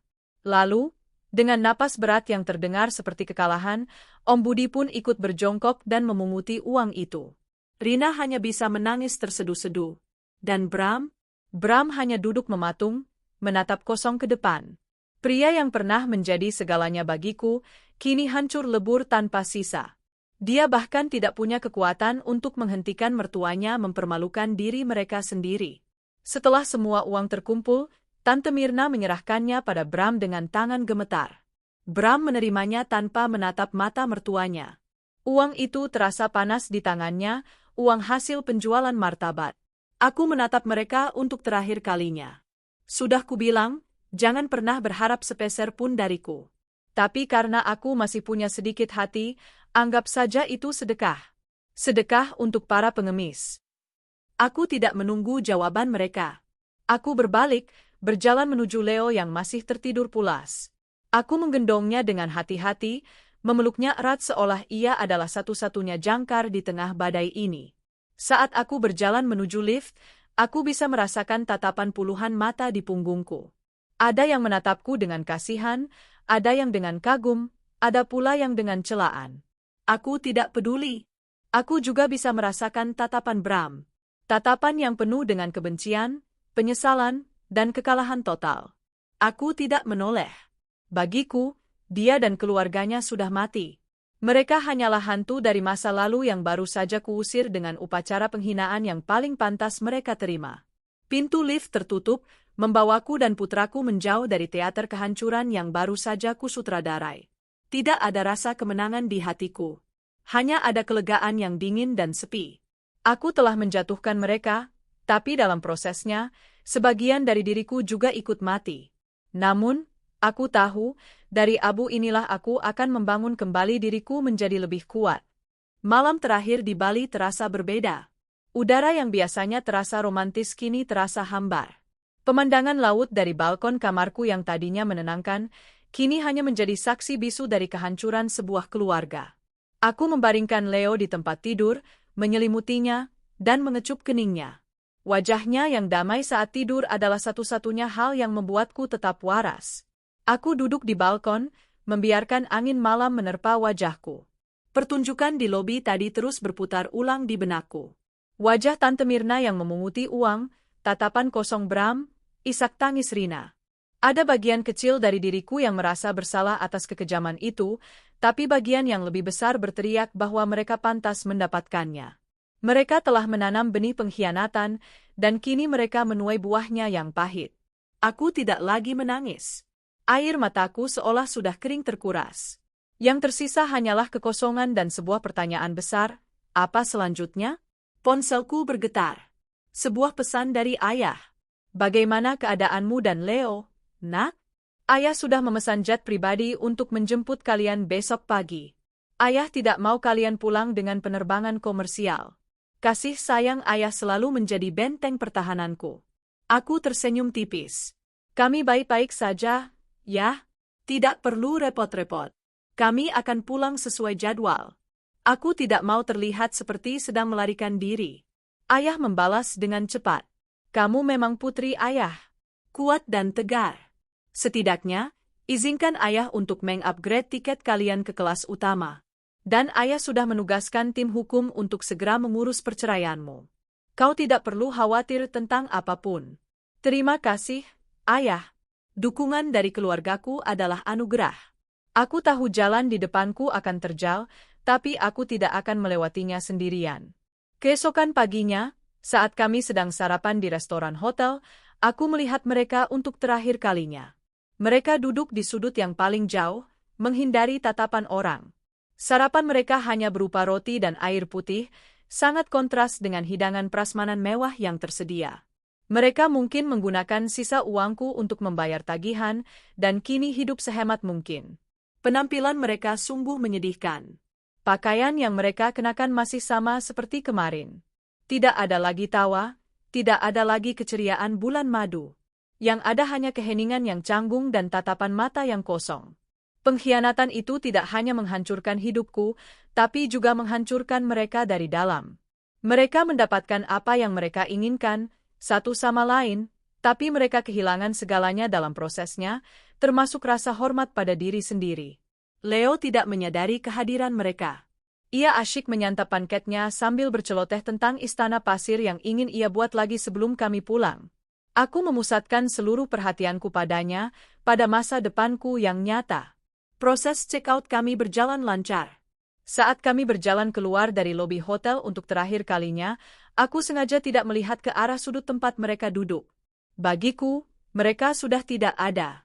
Mereka adalah bagian dari masa lalu yang harus kutinggalkan di pulau ini. Di dalam pesawat menuju Jakarta, saat Leo tertidur di sampingku, aku menatap keluar jendela. Awan putih terhampar seperti karpet kapas di bawah kami. Di kejauhan, matahari mulai terbit, melukis langit dengan warna-warna cemerlang. Sebuah fajar baru. Aku teringat pada Rina dan kehamilannya. Aku teringat pada anak yang tidak bersalah di dalam kandungannya. Anak itu akan lahir di tengah keluarga yang dibangun di atas kebohongan dan kehancuran. Dia akan memiliki ayah seorang pengangguran yang kehilangan segalanya dan ibu yang dicap sebagai perebut suami orang. Kasihan. Tapi itu bukan lagi tanggung jawabku. Itu adalah konsekuensi yang harus mereka tanggung sendiri. Aku tahu, setibanya di Jakarta, akan ada banyak hal yang harus kuurus. Proses cerai yang menyakitkan, menjelaskan pada Leo mengapa ayahnya tidak akan tinggal bersama kami lagi, membangun kembali kehidupanku dari awal. Tapi untuk pertama kalinya setelah beberapa hari yang terasa seperti neraka, aku tidak merasa takut. Aku merasa bebas. Bebas dari suami yang tidak setia. Bebas dari sahabat palsu. Bebas dari kehidupan yang penuh kepura-puraan. Sakitnya pengkhianatan ini telah membuka mataku. Aku menyadari betapa kuatnya diriku, betapa berharganya aku. Aku tidak didefinisikan oleh statusku sebagai seorang istri. Aku adalah Anna, seorang ibu, seorang putri, dan seorang wanita yang mampu berdiri di atas kakinya sendiri. Aku mengeluarkan ponsel dan membuka galeri foto. Aku melihat foto-foto liburan kami di Bali. Foto Leo yang tertawa di waterpark, foto kami berdua di depan sawah terasering di Ubud, foto istana pasir kami yang megah. Aku tersenyum. Di antara semua kenangan pahit, aku dan putraku berhasil menciptakan kenangan indah kami sendiri. Kami berhasil merebut kembali surga kami yang sempat direnggut. Aku menghapus semua foto Bram dari ponselku. Satu persatu, kenangan tentangnya lenyap dari galeriku. Ini adalah langkah pertama. Membersihkan ruang digital sebelum membersihkan ruang di hatiku. Pesawat mendarat dengan mulus di Jakarta. Saat melangkah keluar dari bandara, udara Jakarta yang panas dan sibuk menyambut kami. Ini adalah rumah. Ini adalah tempat di mana aku akan memulai babak baru dalam hidupku. Ayah dan ibu sudah menunggu di ruang kedatangan. Ibu langsung memelukku erat, seolah takut aku akan hancur jika ia melepaskanku. Ayah mengusap kepala Leo dan menatapku dengan sorot mata yang penuh kebanggaan dan dukungan. "Selamat datang kembali, Nak," kata ayah. "Ayo kita pulang." Di dalam mobil, dalam kehangatan pelukan keluargaku, aku tahu semuanya akan baik-baik saja. Badai telah berlalu. Mungkin masih ada gerimis, tapi aku tahu, di ujung cakrawala, fajar yang indah sedang menantiku dan putraku. Perjalanan penyembuhan baru saja dimulai. Bulan-bulan pertama setelah kembali dari Bali adalah masa yang paling berat. Kembali ke rumah yang pernah kami tinggali bersama Bram terasa seperti memasuki museum kenangan yang menyakitkan. Setiap sudut rumah meneriakkan namanya. Foto pernikahan kami yang besar di ruang keluarga, sikat giginya yang masih ada di kamar mandi, aroma parfumnya yang samar-samar tertinggal di bantal. Pada minggu pertama, aku membongkar semuanya. Dengan bantuan ibu, aku memasukkan semua barang milik Bram ke dalam kardus-kardus besar. Pakaiannya, buku-bukunya, piala golfnya, semua benda yang menjadi pengingat kehadirannya. Foto pernikahan kami kuturunkan dari dinding, kusimpan di gudang yang paling dalam. Aku tidak membakarnya, karena bagaimanapun juga, itu adalah bagian dari sejarah hidupku, sebuah pelajaran pahit yang akan selalu kuingat. Yang paling sulit adalah menjelaskan pada Leo. Suatu sore, saat kami sedang bermain di taman belakang, dia bertanya, "Bunda, kapan ayah pulang? Apa ayah masih sakit?" Jantungku terasa diremas. Aku berlutut di hadapannya, memegang kedua bahunya yang kecil dan menatap matanya yang jernih. Aku memutuskan untuk tidak berbohong, tetapi juga tidak menceritakan kebenaran yang terlalu menyakitkan untuk usianya. "Sayang, dengarkan Bunda," kataku dengan lembut. "Ayah dan Bunda sudah tidak bisa tinggal bersama lagi. Bukan karena Leo nakal, sama sekali bukan. Terkadang, orang dewasa punya masalah yang membuat mereka harus tinggal di rumah yang berbeda. Tapi satu hal yang harus Leo tahu, ayah dan Bunda akan selalu sayang sama Leo. Selamanya." Leo mengerutkan kening, mencoba memahami. "Jadi, ayah tidak akan pulang ke sini lagi?" Aku menggeleng pelan. "Tidak, sayang. Tapi Leo tetap bisa bertemu ayah, jika Leo mau." Meskipun hatiku dipenuhi amarah, aku tidak akan pernah menggunakan anakku sebagai senjata. Aku tidak akan menghalangi Leo untuk bertemu ayah kandungnya, selama pertemuan itu tidak membahayakan mental dan emosionalnya. Proses perceraian berjalan dengan cepat berkat tim pengacara andal yang disiapkan ayah. Bram tidak melakukan perlawanan. Dia menyetujui semua tuntutanku, termasuk hak asuh penuh Leo yang jatuh ke tanganku dan tidak adanya pembagian harta gonogini, karena sebagian besar aset memang atas namaku atau berasal dari keluargaku. Pertemuan kami di pengadilan terasa canggung dan dingin. Dia tampak lebih kurus, matanya tidak lagi memancarkan kepercayaan diri seperti dulu. Dia mencoba berbicara padaku, tapi aku hanya menjawab melalui pengacaraku. Bagiku, tidak ada lagi yang perlu dikatakan secara pribadi. Suatu hari, aku menerima email dari alamat yang tidak kukenal. Isinya dari Bram. "Anna, aku tahu aku tidak punya hak untuk meminta apapun darimu. Tapi aku mohon, izinkan aku bertemu Leo. Aku rindu sekali padanya. Aku sudah mendapatkan pekerjaan baru, meskipun tidak seberapa. Aku tinggal di sebuah kontrakan kecil. Rina sudah melahirkan seorang bayi perempuan. Hidup kami sangat sulit. Aku hanya ingin memastikan kau dan Leo tahu bahwa aku menyesal. Setiap hari aku hidup dalam penyesalan. Aku membaca email itu tanpa emosi. Kabar tentang kelahiran anaknya tidak lagi memengaruhiku. Itu adalah dunianya, masalahnya. Aku membalas email itu dengan singkat, memberikan jadwal kapan ia bisa bertemu Leo, yaitu setiap 2 minggu sekali di akhir pekan, di tempat umum dan harus ada pengawasan dari orang yang kupercaya. Aku tidak akan membiarkannya membawa Leo pergi sendirian. Sementara itu, aku mulai fokus pada diriku sendiri. Aku menyibukkan diri. Atas saran ayah, aku mulai aktif terlibat di perusahaan keluarga. Aku mulai belajar tentang bisnis dari ayah, mengikuti rapat-rapat penting, dan memberikan ide-ide baru. Ternyata, aku memiliki bakat dalam bidang pemasaran dan pengembangan produk. Bekerja membuatku merasa punya tujuan baru, selain menjadi seorang ibu. Aku menemukan kembali diriku yang sempat hilang, diriku yang cerdas, kompeten, dan mandiri.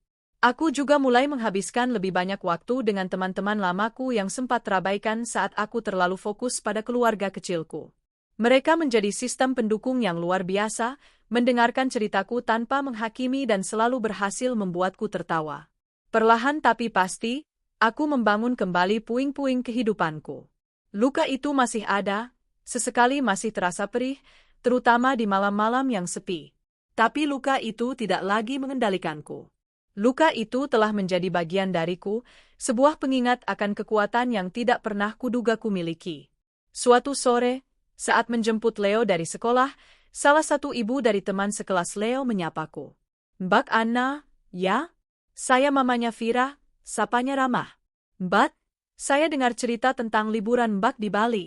Saya cuma mau bilang, Mbak itu wanita yang hebat dan kuat. Salut banget."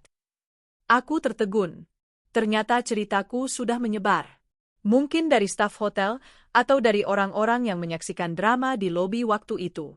Awalnya aku merasa malu, tapi kemudian aku sadar, tidak ada yang perlu kusembunyikan. Aku adalah korban yang menolak untuk diam. "Terima kasih, Mbak," jawabku sambil tersenyum tulus. Dukungan dari orang yang tak terduga itu memberiku kekuatan tambahan. Aku tidak sendirian. Banyak wanita di luar sana yang mungkin mengalami hal serupa. 6 bulan setelah perceraian, aku mengajak Leo berlibur lagi. Kali ini, kami pergi ke Lombok, destinasi awal kami yang sempat tertunda. Kami menginap di sebuah villa pribadi di tepi pantai, jauh dari keramaian. Di sana, di tengah keindahan alam Gili Trawangan, aku merasa benar-benar sembuh.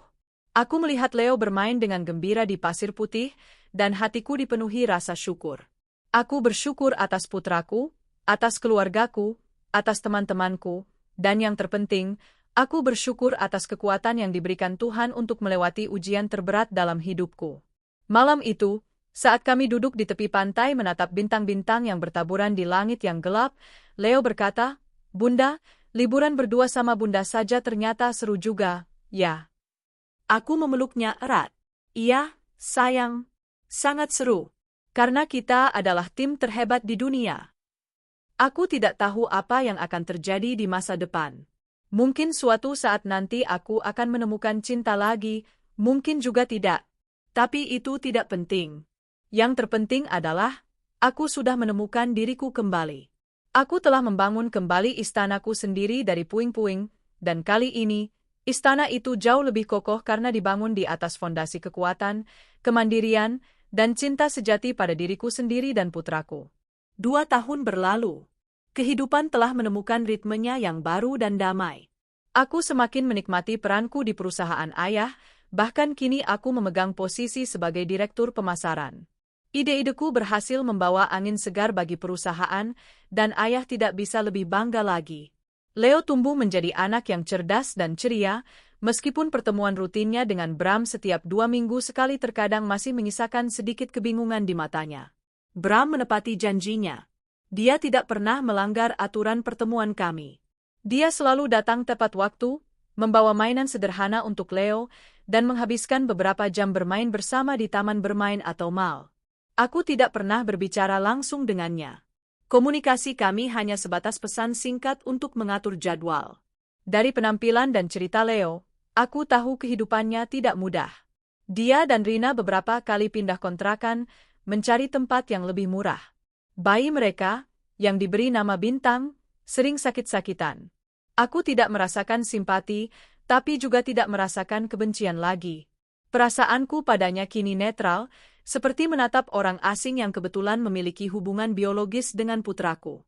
Emosi yang dulu membakar hebat kini telah menjadi abu yang dingin. Suatu hari, aku menerima sebuah surat yang diantar oleh kurir ke kantor.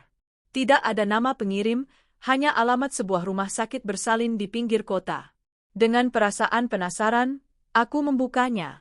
Tulisan tangan di dalamnya rapuh dan sedikit berantakan. Aku langsung mengenalinya. Itu tulisan tangan Rina. Untuk Anna. Aku tidak tahu apakah kamu akan membaca surat ini atau langsung merobeknya. Aku tidak akan menyalahkanmu jika kamu melakukan yang kedua. Aku hanya ingin menulis ini, mungkin lebih untuk diriku sendiri daripada untukmu. Hidupku setelah Bali adalah neraka. Bukan karena kemiskinan atau kesulitan, meskipun itu juga bagian darinya. Neraka yang sesungguhnya adalah hidup setiap hari dengan rasa bersalah dan penyesalan yang menggerogoti jiwa. Aku mendapatkan pria yang kuinginkan, tapi aku kehilangan diriku sendiri. Bram bukan lagi pria yang sama. Tawa dan semangatnya hilang. Dia bekerja keras, tapi tatapan matanya selalu kosong. Dia mencintai Bintang, putri kami, tapi aku tahu ada lubang besar di hatinya yang bernama Leo.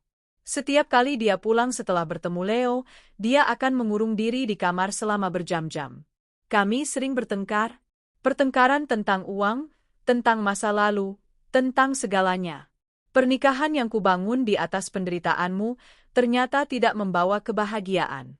Hanya ada rasa saling menyalahkan yang tak berujung. Aku menulis surat ini dari rumah sakit.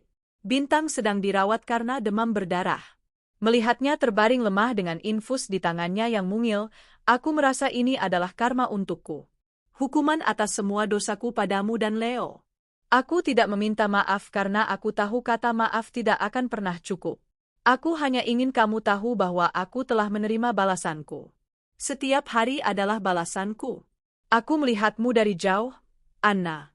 Aku melihat fotomu di majalah bisnis, membaca tentang kesuksesanmu. Kamu bersinar begitu terang. Kamu pantas mendapatkannya. Kamu bangkit dari kehancuran yang kami ciptakan, sementara kami tenggelam di dalamnya. Aku tidak meminta bantuanmu. Aku hanya ingin mengatakan ini, jaga dirimu dan Leo baik-baik. Jangan biarkan bayangan kami mengganggumu lagi. Kamu sudah menang, Anna. Kamu menang telat. Hormatku, Rina. Aku meletakkan surat itu di atas meja. Tanganku sedikit gemetar. Surat itu tidak membangkitkan amarah atau simpati. Anehnya, surat itu memberiku sebuah penutupan. Sebuah titik akhir dari sebuah bab yang sudah lama ingin kututup rapat. Aku tidak membalas surat itu. Tidak ada yang perlu dibalas. Beberapa minggu kemudian, aku mendengar kabar dari seorang teman lama bahwa keluarga Rina telah menjual rumah mereka dan pindah keluar kota. Mereka ingin memulai hidup baru di tempat di mana tidak ada yang mengenal mereka. Bram, Rina, dan anak mereka ikut serta. Itu berarti, Bram tidak akan bisa bertemu Leo lagi secara rutin. Malam harinya, Bram meneleponku. Ini pertama kalinya dia meneleponku setelah sekian lama. Aku mengangkatnya. Aku akan pindah, Anna, katanya langsung, suaranya terdengar berat. Aku akan ikut keluarga Rina. Aku tidak punya pilihan lain. Aku sudah dengar, jawabku tenang. Bolehkah aku bertemu Leo untuk terakhir kalinya? Untuk mengucapkan selamat tinggal. Aku setuju. Pertemuan terakhir itu berlangsung di sebuah kedai es krim. Aku duduk di meja yang agak jauh, mengawasi mereka. Aku melihat Bram memeluk Leo begitu erat, matanya berkaca-kaca.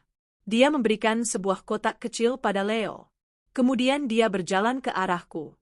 Terima kasih sudah mengizinkan ini, katanya. Aku hanya mengangguk. Jaga Leo baik-baik, lanjutnya. Kau adalah ibu terbaik untuknya. Aku minta maaf untuk segalanya. Ini pertama kalinya dia meminta maaf dengan tulus, tanpa ada maksud tersembunyi. Matanya menunjukkan penyesalan yang mendalam. Aku sudah memaafkanmu, Bram, kataku, dan aku bersungguh-sungguh. Bukan untukmu, tapi untuk diriku sendiri. Aku tidak mau hidup dengan membawa beban kebencian. Pergilah, mulailah hidup barumu. Semoga kau menemukan kedamaian. Dia tampak terkejut, lalu seulas senyum tipis yang tulus terukir di bibirnya.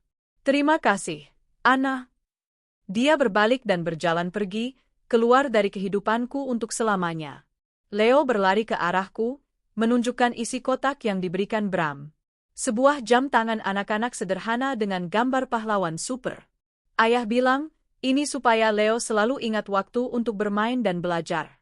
Ayah bilang dia sayang sekali sama Leo, celotehnya. Aku tersenyum, mengusap kepalanya.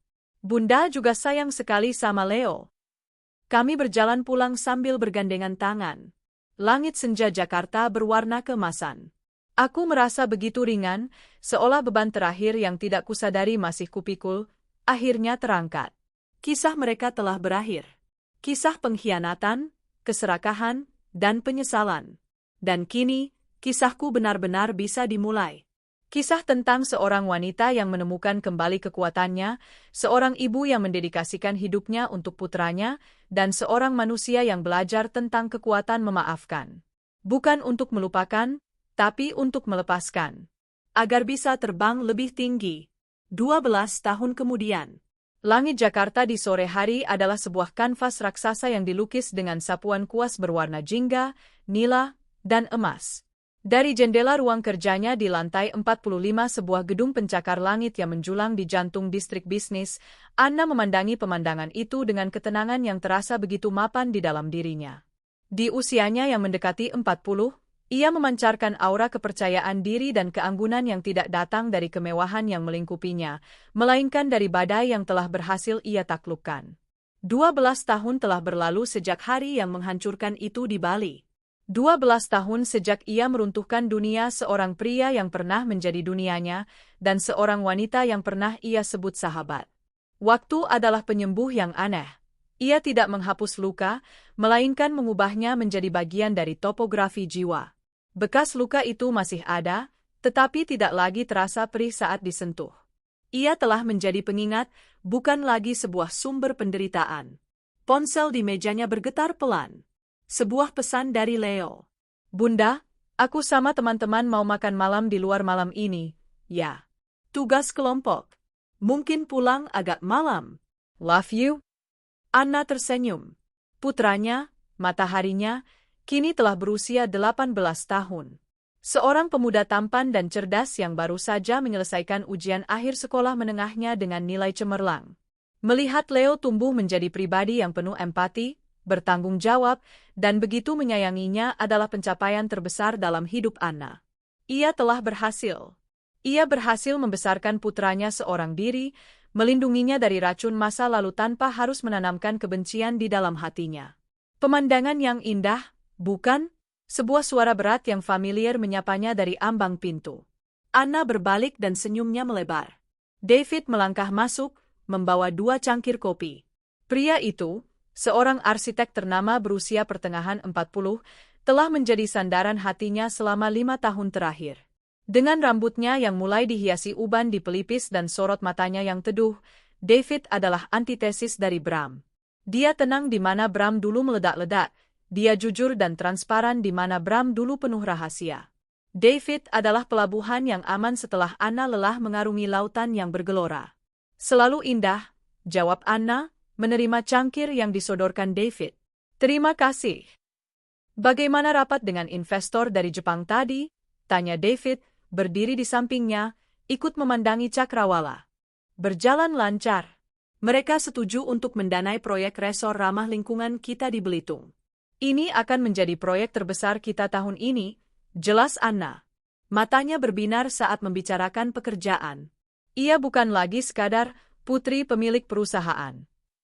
Ia adalah Anna Wijaya, Direktur Pengembangan Bisnis, seorang visioner yang disegani di industrinya. Ia telah menemukan panggilannya, membangun kerajaannya sendiri di atas fondasi yang disediakan ayahnya. Aku tidak pernah meragukannya, kata David tulus. Ia menggeser tangannya, jemarinya bertaut dengan jemari Anna. Kau dilahirkan untuk melakukan hal-hal besar. Kehangatan menjalar dari tangan David ke seluruh tubuh Anna. Bersama David, semuanya terasa mudah. Pria itu adalah seorang duda dengan satu putri yang sudah kuliah di luar negeri. Mereka bertemu di sebuah pameran seni, terhubung oleh kecintaan yang sama pada keindahan dan percakapan yang mendalam. David tahu semua tentang masa lalu Anna. Anna telah menceritakan segalanya, tanpa ada yang ditutupi. David tidak pernah menghakiminya. Sebaliknya, ia menatap Anna dengan kekaguman yang lebih besar. Badai itu tidak menghancurkanmu, katanya saat itu. Ia hanya menunjukkan pada dunia betapa kokohnya fondasimu.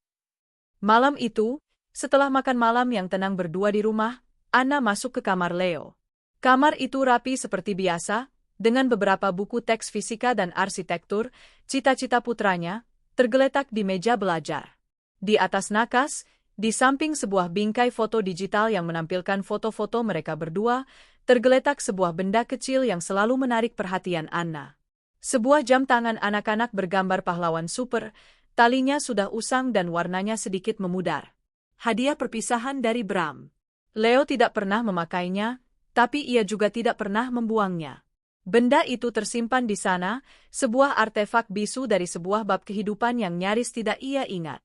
Anna tahu, di dalam hati putranya, ada sebuah ruang kosong yang berbentuk seorang ayah.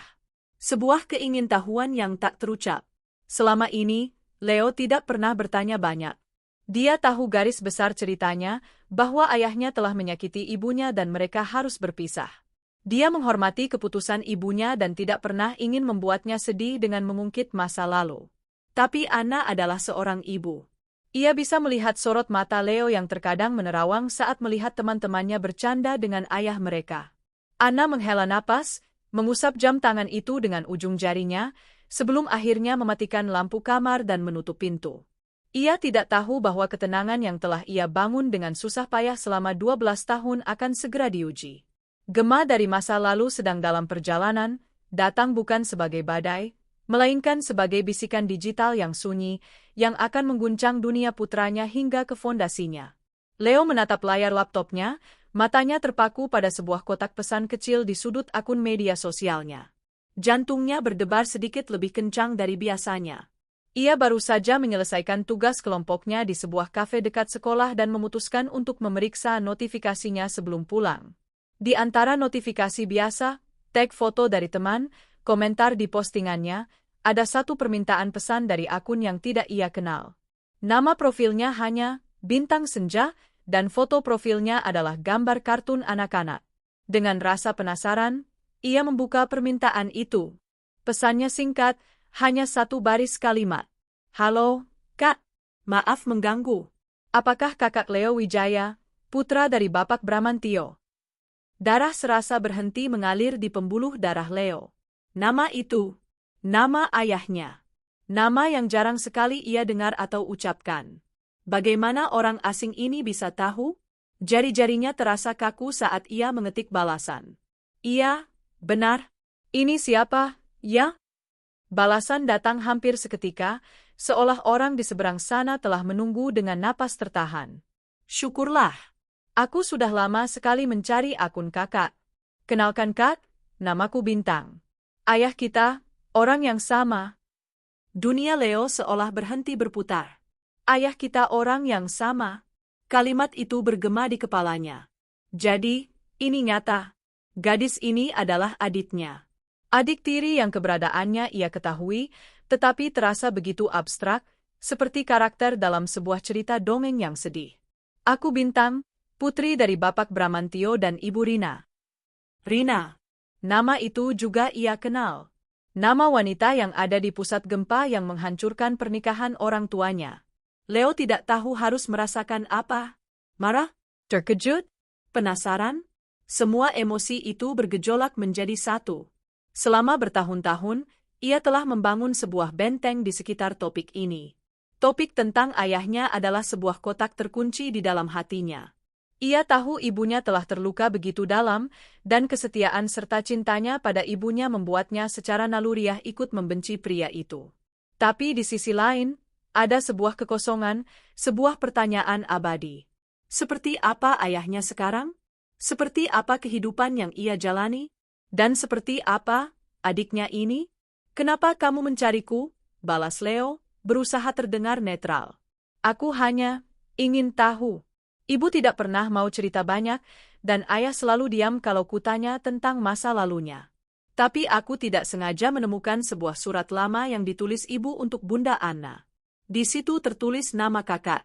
Aku hanya ingin tahu, seperti apa rasanya punya seorang kakak. Maaf kalau aku lancang. Hati Leo terasa teriris. Nada pesan gadis itu terdengar begitu tulus dan polos. Dia tidak bersalah dalam semua ini. Dia adalah korban, sama sepertinya. Selama 1 jam berikutnya, mereka bertukar pesan. Leo melakukannya dengan perasaan campur aduk antara waspada dan rasa ingin tahu yang tak tertahankan. Bintang menceritakan kehidupannya di sebuah kota kecil di Jawa Tengah. Dia berusia 12 tahun, duduk di bangku SMP. Dia bercerita tentang rumah kontrakan mereka yang sederhana, tentang ibunya yang sering sakit-sakitan dan jarang tersenyum, tentang ayahnya yang bekerja serabutan, terkadang menjadi supir, terkadang kuli bangunan, untuk menafkahi mereka. Ayah orang yang sangat pendiam, Kak. Dia jarang sekali marah, tapi juga jarang sekali tertawa. Tapi aku tahu dia sayang padaku.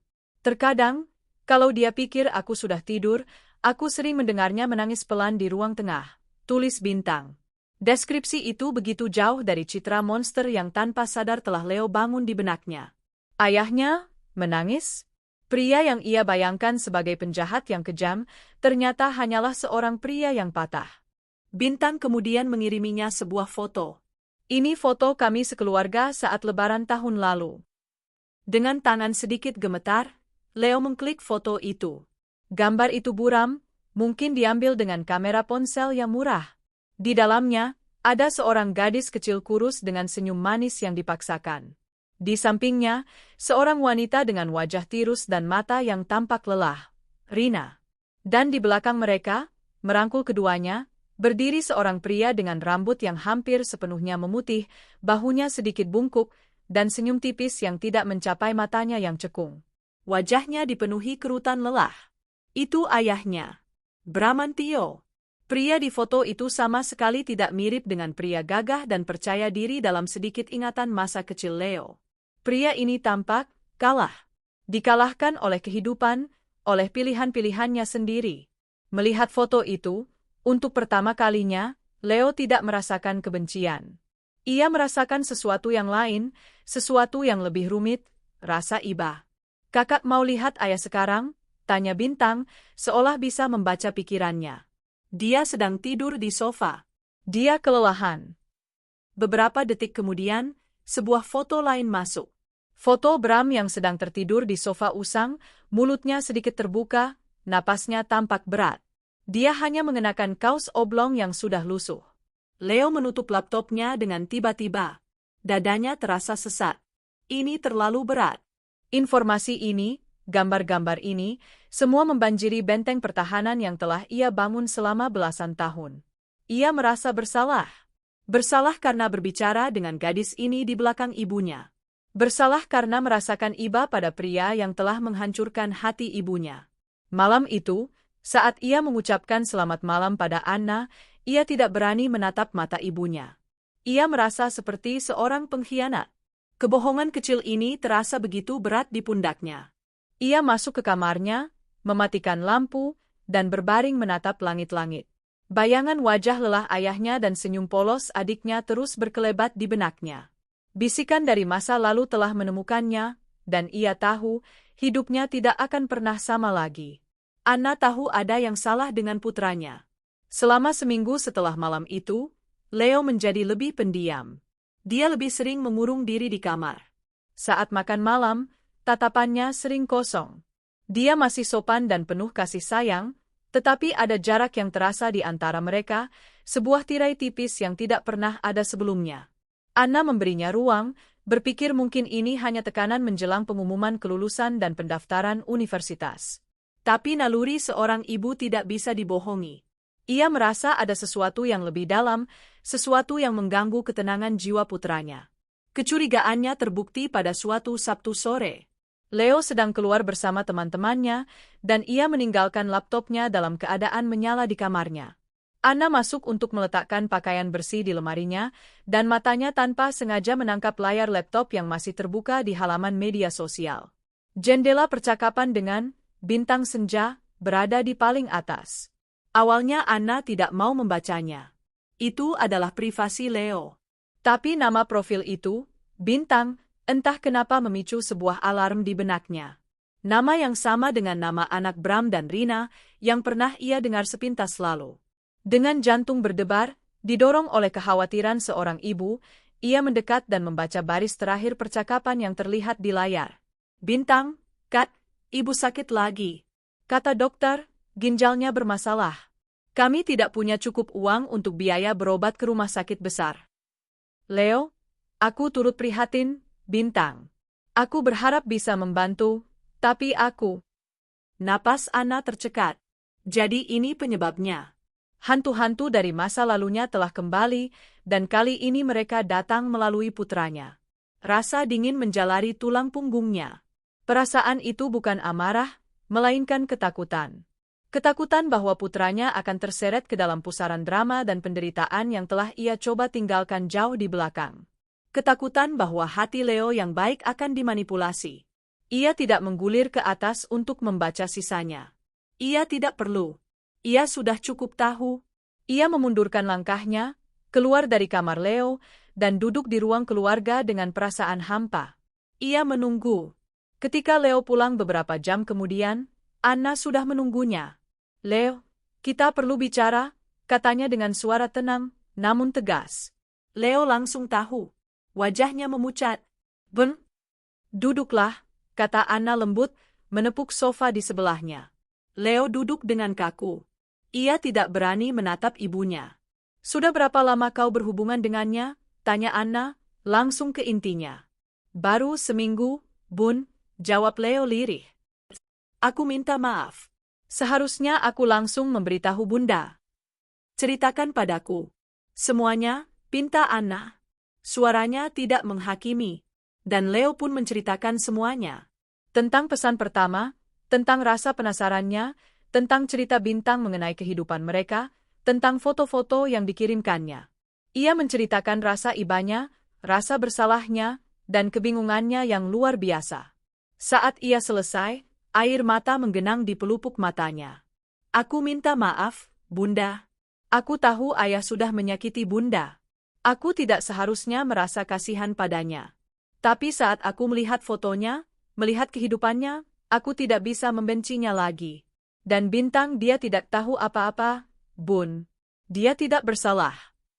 Anna menarik napas dalam-dalam, mengumpulkan seluruh kekuatan dan kebijaksanaan yang telah ia pelajari selama ini. Ia meraih tangan putranya, menggenggamnya erat. Leo, dengarkan Bunda, katanya, suaranya bergetar karena emosi yang ditahan. Kau tidak perlu minta maaf karena perasaanmu. Kau punya hati yang baik, dan Bunda sangat bangga akan hal itu. Kau berhak merasa iba. Kau berhak merasa penasaran. Dia adalah ayah biologismu, itu adalah fakta yang tidak bisa diubah. Ia berhenti sejenak, memilih kata-katanya dengan hati-hati. Bunda tidak pernah memintamu untuk membencinya. Bunda hanya ingin melindungimu. Melindungimu dari rasa sakit dan kekecewaan yang mungkin ia timbulkan. Apa yang dia lakukan pada Bunda di masa lalu itu adalah urusan kami, orang dewasa. Tapi Bunda gagal menyadari bahwa kau sudah bukan anak kecil lagi. Kau adalah seorang pemuda yang berhak mencari jawabanmu sendiri. Air mata Leo akhirnya jatuh. Jadi, Bunda tidak marah? Anna menggeleng, seulas senyum sedih terukir di bibirnya. Bunda tidak marah. Bunda hanya khawatir. Khawatir hatimu akan dimanfaatkan. Rina, ibunya, di masa lalu dia sangat pandai memanipulasi kebaikan orang lain. Bintang tidak seperti itu, Bun. Aku yakin. Dia hanya seorang anak yang kesepian dan butuh pertolongan, bela Leo. Mungkin, kata Anna. Tapi kita tidak bisa mengambil risiko. Malam itu, mereka berbicara lebih lama dan lebih dalam daripada sebelumnya. Untuk pertama kalinya, Anna menceritakan detail-detail yang selama ini ia simpan rapat. Tentang bagaimana ia begitu mempercayai Rina, tentang bagaimana ia membantu keluarganya, tentang rasa pengkhianatan yang begitu menghancurkan. Ia bercerita bukan untuk meracuni pikiran Leo, tapi untuk memberinya konteks, untuk membekalinya dengan pemahaman yang utuh. Di akhir percakapan mereka, sebuah pertanyaan menggantung di udara. Lalu, apa yang harus kita lakukan sekarang, Bun? Tanya Leo. Anna menatap putranya, menatap mata yang sama dengan miliknya, tetapi juga memiliki secercah bayangan dari pria yang pernah ia cintai. Ia tahu, ini bukan lagi hanya keputusannya. Ini bukan lagi tentang Bunda atau katanya pelan. Ini tentang kita? Apa yang akan kita lakukan sekarang? Keputusan itu tidak datang dengan mudah. Selama beberapa hari, rumah mereka diselimuti oleh suasana perenungan yang mendalam. Anna membawa masalah ini kepada David. Sebagai seorang pria dan seorang ayah, David memberikan perspektif yang berharga. Dia perlu menutup bab ini, Anna, kata David saat mereka duduk di teras belakang suatu malam. Menghindarinya hanya akan membuat rasa penasarannya semakin besar. Dia sudah dewasa. Kau harus mempercayai penilaiannya, dan yang terpenting, kau harus ada di sisinya saat dia menghadapinya, apapun hasilnya. Anna juga berbicara dengan kedua orang tuanya. Seperti yang sudah ia duga, reaksi ayahnya adalah kemarahan yang protektif. Jangan biarkan Leo mendekati mereka. Mereka itu lintah darat. Mereka pasti hanya ingin uangmu, seru ayahnya di telepon. Ibunya lebih tenang, lebih berfokus pada cucunya. Pikirkan perasaan Leo, Ann. Jangan sampai dia merasa harus memilih antara kesetiaannya padamu dan kebutuhannya untuk mengenal ayahnya. Pada akhirnya, keputusan itu kembali pada Anna dan Leo. Suatu malam, Leo masuk ke ruang kerja Anna, membawa 2 cangkir teh hangat. Ia duduk di seberang ibunya. Aku sudah memikirkannya, Bun, katanya dengan suara mantap yang menunjukkan kedewasaan baru. Aku ingin bertemu mereka. Hati Anna mencelos, tapi ia sudah menduga ini. Bukan karena aku ingin kembali padanya sebagai seorang ayah, lanjut Leo cepat. Bukan juga karena aku ingin membantu mereka secara finansial. Aku hanya perlu melihatnya dengan mata kepalaku sendiri. Aku perlu berbicara dengannya, sekali saja. Dan aku ingin bertemu Bintang. Dia adikku.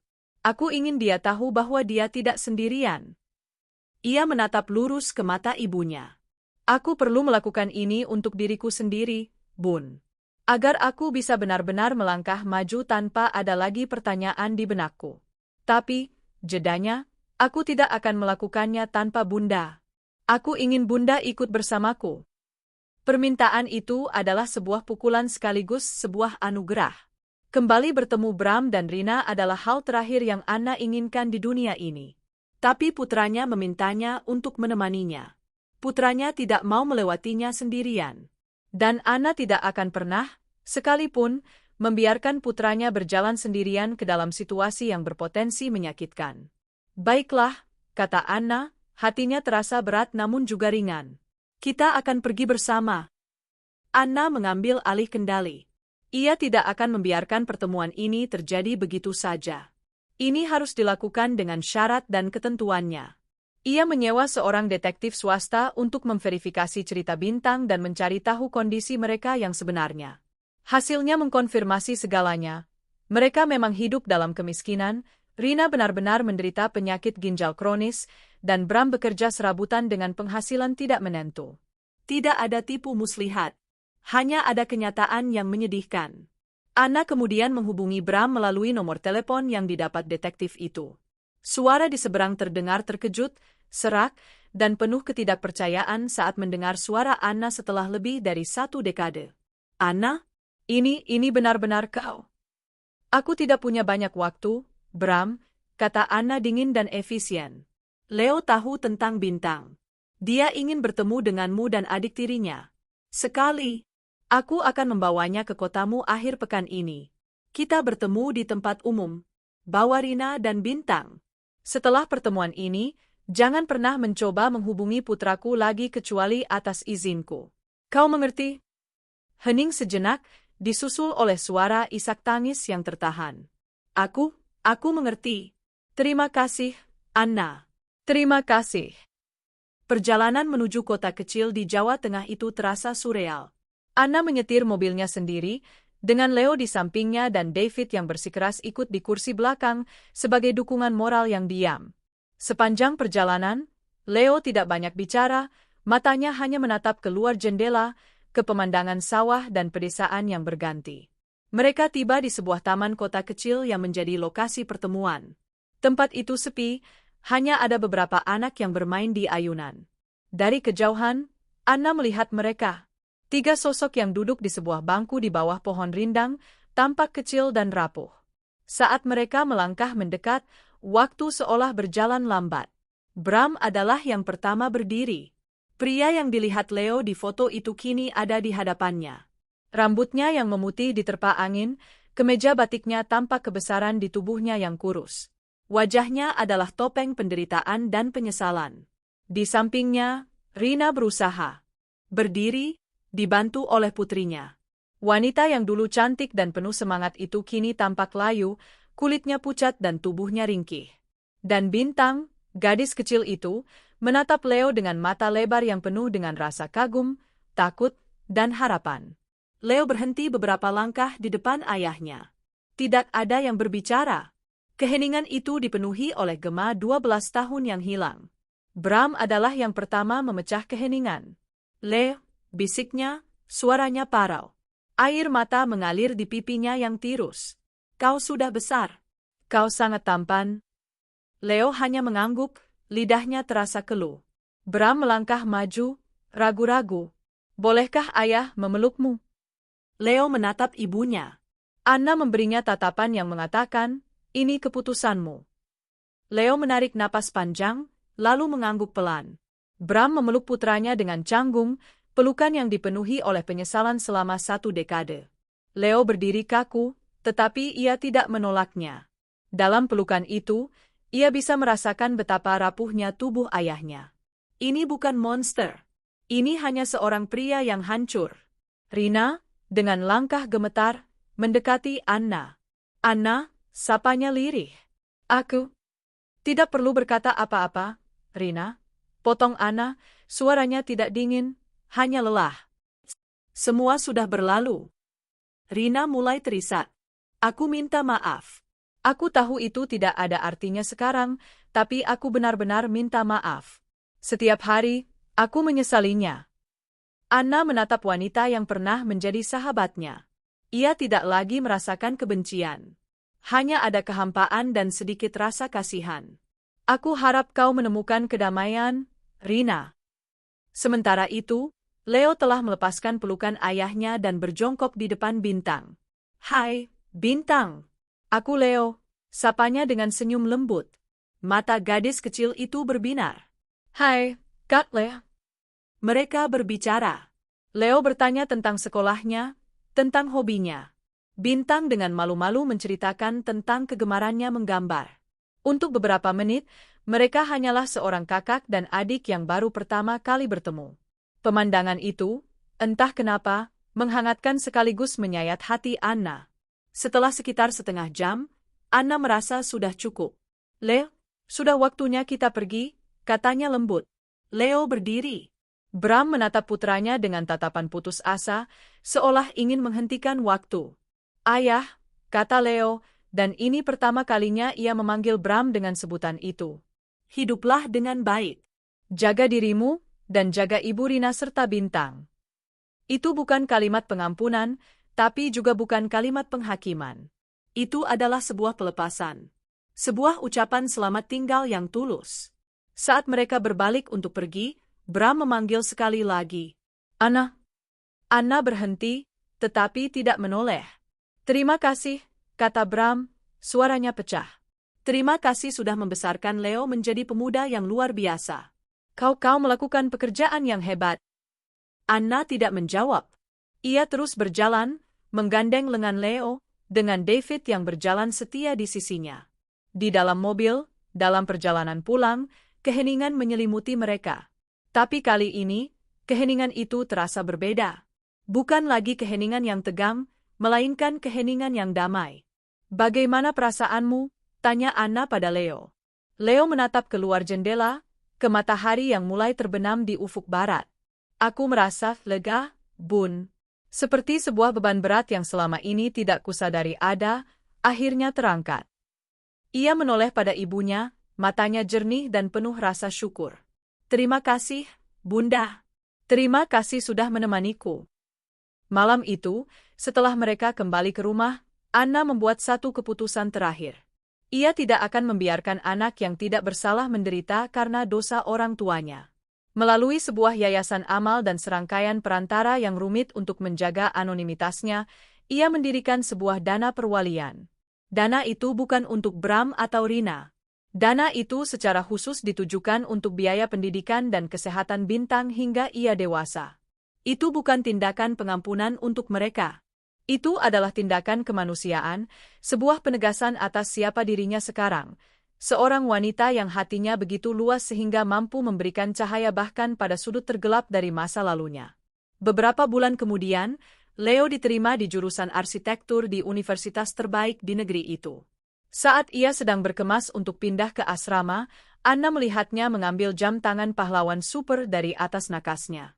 Ia menatapnya sejenak, tersenyum tipis, lalu memasukkannya ke dalam sebuah kotak kenangan bersama dengan foto-foto masa kecilnya. Ia tidak membuangnya, tetapi ia juga tidak lagi memajangnya. Ia telah menempatkan masa lalu itu di tempat yang semestinya. Malam sebelum Leo berangkat, Anna dan David berdiri di balkon, menatap kerlip lampu kota. Kau wanita paling kuat yang pernah kukenal, Anna Wijaya, bisik David, merangkul bahunya. Anna menyandarkan kepalanya di bahu David. Ia merasa damai. Benar-benar damai. Gema dari masa lalu akhirnya telah memudar, digantikan oleh musik merdu dari masa kini dan janji akan simfoni yang indah di masa depan. Ia telah melalui api pengkhianatan dan keluar darinya bukan hanya sebagai penyintas, tetapi sebagai seorang arsitek dari kebahagiaannya sendiri. Ia telah membangun kembali istananya, bukan di atas pasir, tetapi di atas batu karang yang kokoh, dan dari menara tertingginya, ia kini bisa melihat fajar yang baru tanpa ada lagi bayangan senja yang menghalangi.